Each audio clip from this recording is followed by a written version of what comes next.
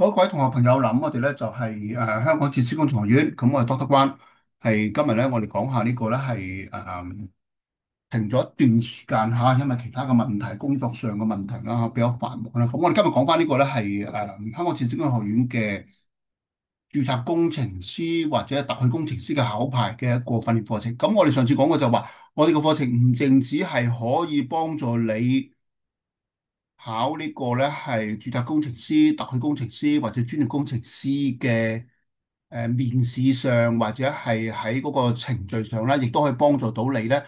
有啲同學係可以去考啲工程師嘅面試啊，揾工做都得。個方法一樣，其實不過當然啦。工作上嘅面試咧，係主要集中喺 technical 嗰部分、技術部分，但係喺 professional interview 咧，我哋會顧及到咧，唔淨止係 technical 部分，仲有其他啲係 non-technical，好似 professional ethics 啊呢啲咁嘅嘢啊。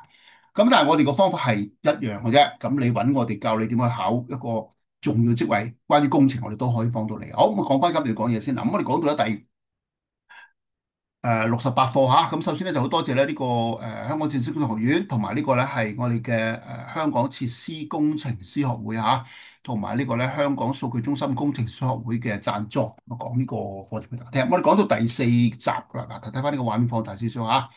咁啊第四集咧就講到咧就係常見嘅錯誤，而且通常咧係喺面試之中咧常見嘅錯誤，非常之重要係嘛？如果你有問題嘅話咧，可以上翻落學個網址，或者咧再快啲打 WhatsApp 加852-628-6900，或者係打電話去問我哋嘅嘢都得。我哋咧同時會將你個 case 咧會 refer 翻俾我，我親自會答你咁樣嘅，好嘛？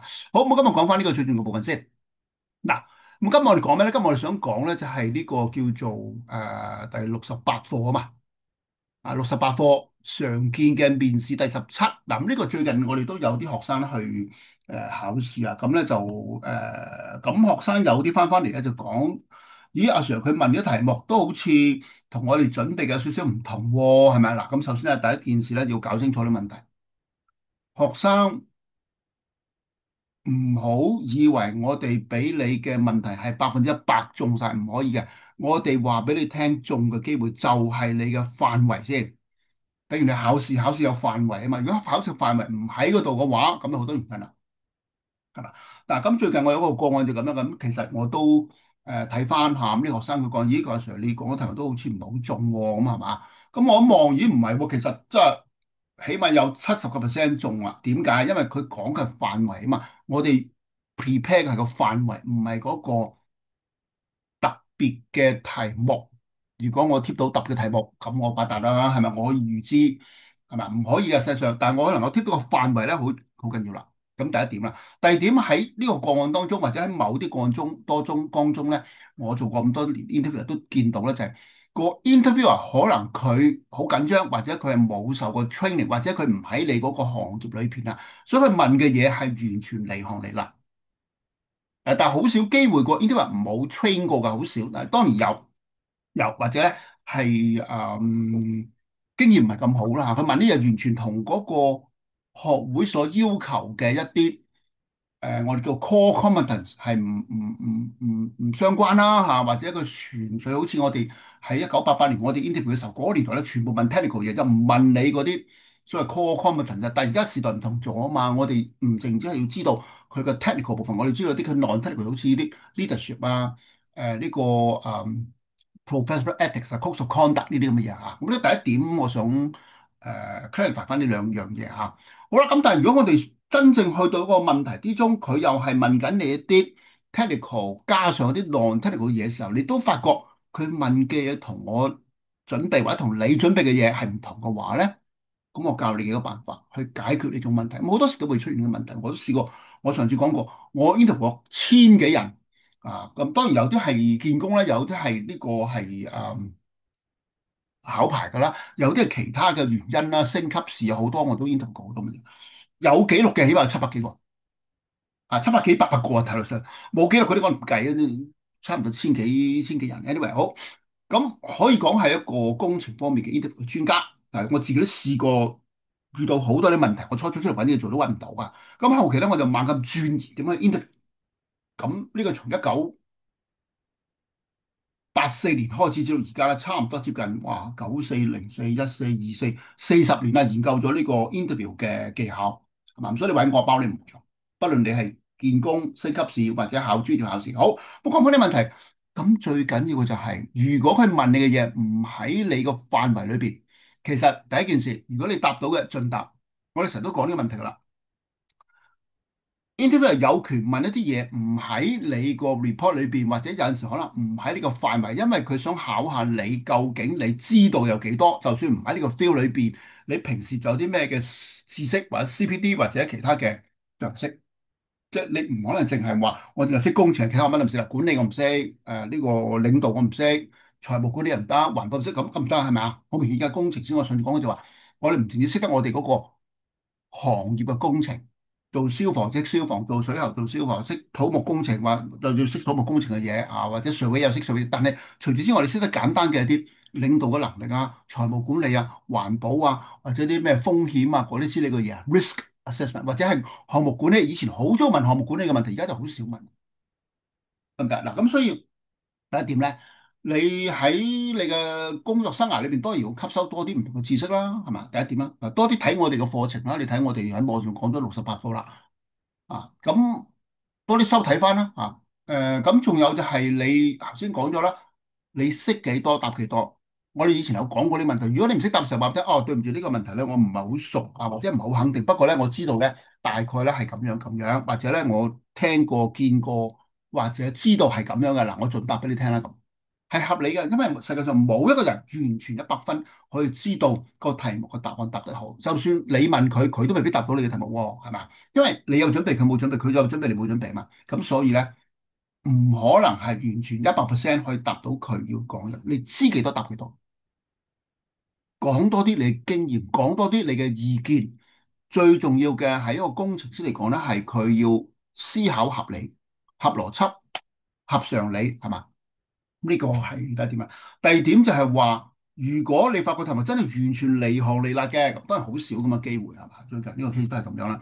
其實佢係有問到佢個範圍裏邊嘅嘢，咁範圍裏邊嘅嘢，咁好 detail 嘅嘢，譬如舉個例，講到安裝啊，或者講到一啲你做嗰單 project 嘅一啲仔細嘅嘢咧，我冇辦法可以預測到，嗰個係你應該要知道嘅。不過，如果係問一啲嘢係完全唔喺你嗰個 feel 裏邊嘅話咧，其實你可以舉手啊！舉手即係話你話俾我聽，唔好意思呢個咧，我好似唔喺我範圍裏邊。我記得好多年前1992年我翻香港時啦，咁我唔講邊個部門啦，咁我去 interview 呢個一個 professional engineer 嘅 grade 係咪一個 charter engineer grade，佢居然可以問我一個咧，就係點樣去維修個泵個水泵做啲乜嘢啊？點樣安裝？呢個其實唔係個 engineer 佢要做一個 professional engineer。呢個 design planning engineer 唔係去做嗰樣嘢㗎，其實可以舉手嘅。不過咁咧，有陣時你鑑於禮貌方面咧，你就冇出聲係嘛？咁我都明嘅係嘛？因為你唔想令到個 interview 太過僵硬。但係好多時你唔好忘記，個 interview 有陣時佢都係經驗唔好，或者佢緊張，或者佢問啲嘢係離行離迾嘅。所以喺啲某啲學會裏邊咧，佢哋有個 observer 喺度啊，observer 咧會睇到呢樣嘢㗎。咁所以你要多啲咧係留意下呢一點。咁佢問啲嘢好離行離迾，譬如你係做土木工程嘅，佢問你一啲表例啦，佢問你水喉渠務都勉強可以接受，但係如果問你啲關於 boiler plant 嘅，你其實可以舉手，一個同你完全係唔同嘅嘢嚟噶嘛，係咪啊？咁所以你要留意咧，就係呢啲咁嘅情況啊。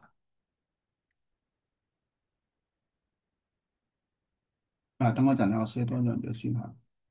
係啦，咁所以你就算你當時唔願意喺嗰度舉手，其實你可以好禮貌咧，唔好意思，對唔住，呢個題目我覺得有少少係 outside 我個 context 或者 outside 我嗰個 professional knowledge，你可以咁嚇。咁呢個比較禮貌啲，但係我哋無論如何都咧，就算對方點樣，我哋都要好有禮貌咁去答佢。呢個係好 professional 嘅做法啊。咁呢個第一點。咁第二點你就可以，我哋上次講過就話。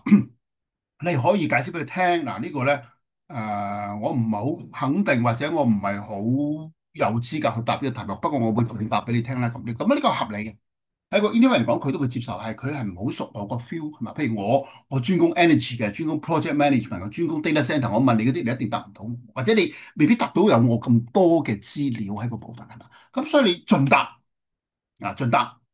咁我哋以前都有講過啊，呢個大屈少少先嗱，已經講過啦，就話喺呢個 case 裏邊啊，而家嘅 interview 裏邊咧，其實你唔可能100%啊嘛，先講咗啦，你都唔可能長勝噶嘛，世界上都冇長勝將軍噶，係嘛？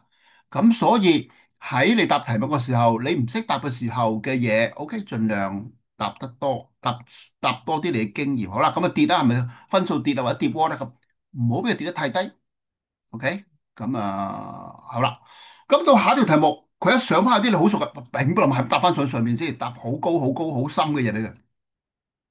嗱，咁盡量提高翻喺呢個位置。當你問咗一條題目，佢又咧，你唔係好熟嘅，又答翻，盡量答幾多啲，但係下一條再嚟答翻多啲。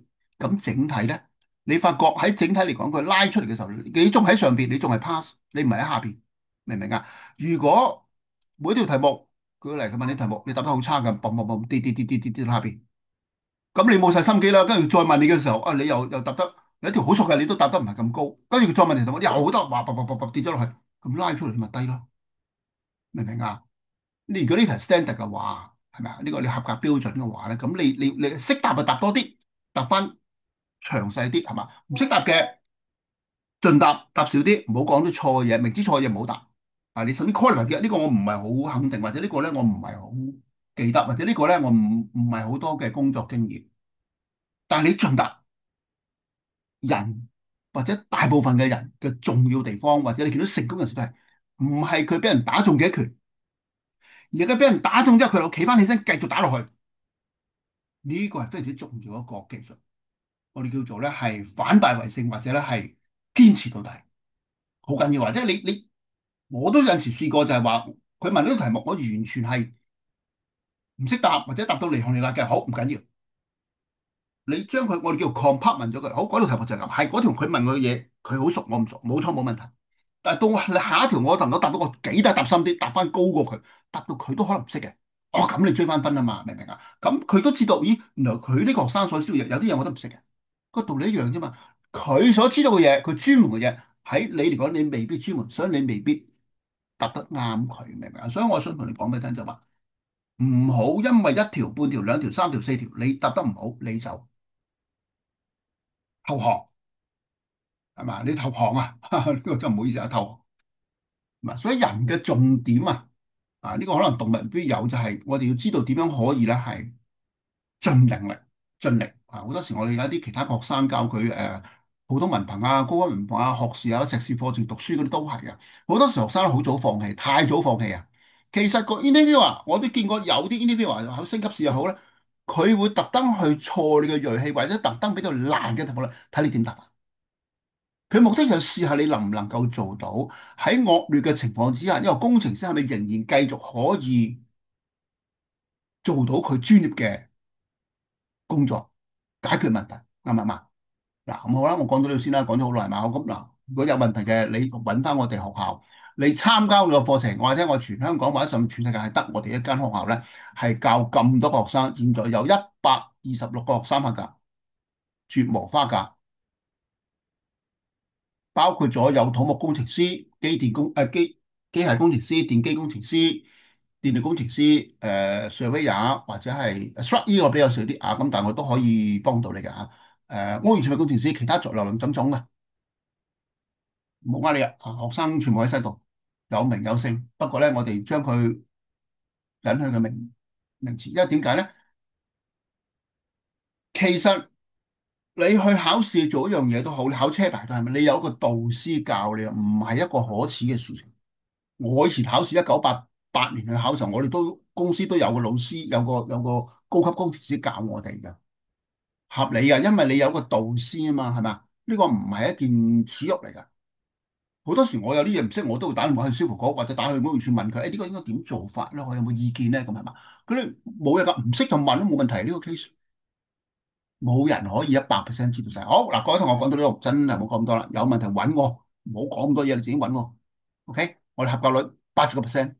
試題命中率都係80%，有陣時我哋會低啲，好似今呢個 case 可能會70%，但係我哋都會有100% 中過嘅，感謝真心。OK，好，各位同學，咁啊多謝你嚇，咁我咧講到都真係講到啦，總之我希望可以幫到你嘅啫啊，咁我我唔知可以再幫到幾多個學生啊，各位同學。咁時間冇多係嘛，咁人都會老嘅啊，咁我希望可以盡量幫到你。誒、有好多喺出邊咧，係佢哋冇我哋呢個工作經驗啦，冇做過 interviewer 啦，或者佢冇考過學生啦，或者係冇我咁多年嘅 interview 嘅工作經驗啦。我哋嗰個特別嘅套方法係好同佢哋好唔同嘅啊。咁最簡單噶啦，佢話佢可以做到咩多咧？唔緊要，你睇下，但你問佢，你有幾多學生合格啊？咁可唔可以睇下？咁睇個 list 就知道啦，係嘛？我哋唔需要講係嘛？講完呢個 case 啊，好，咁好多謝大家，再講多次，我哋係香港設施工程院，咁我係多得關，好多謝你，希望你可以繼續幫到你啊，唔好埋沒你嗰個夢想，做工程師嘅人一定要考牌，做醫生都要考牌，好多謝你，拜拜，謝謝。